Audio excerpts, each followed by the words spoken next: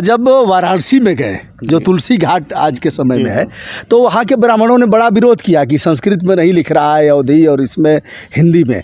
तो उन्होंने एक अखाड़ा बनाया था, कभी हम ले चलेंगे वहाँ, जी। तो वह पहलवानी करने लगे। जी। तो बड़ा विरोध उन्होंने झेला।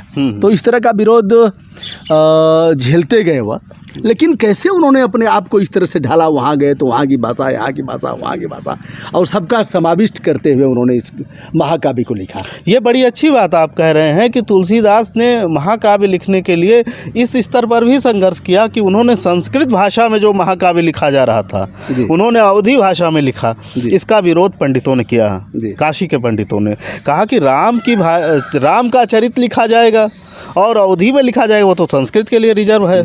है ना, वो उसके लिए तो संस्कृत भाषा में। तो उन्होंने कहा कि नहीं, जो भाषा दुनिया समझती है, लोग समझते हैं, हमको उस भाषा में बात करने की ज़रूरत है।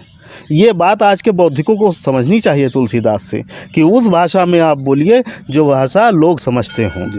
और यही काम तुलसीदास ने किया। पंडितों ने विरोध किया तो पंडितों के विरोध को उन्होंने दो कौड़ी का नहीं समझा, उसको कोई महत्व नहीं दिया। उन्होंने कहा कि धूत कहो, अवधूत कहो, रजपूत कहो, जोलहा कहो को, काहू के बेटा सो बेटी न ब्याहबो, काहू की जात बिगाड़बो न सो, मांग के खैबो, मसीत पे सोइबो, लेबो को एक न दैबो को दो। क्या तो ये बात कहा कि हमें किसी से कोई मतलब नहीं, जनता हमारे साथ है, मैं उसकी भाषा में रखूँगा अपनी बात।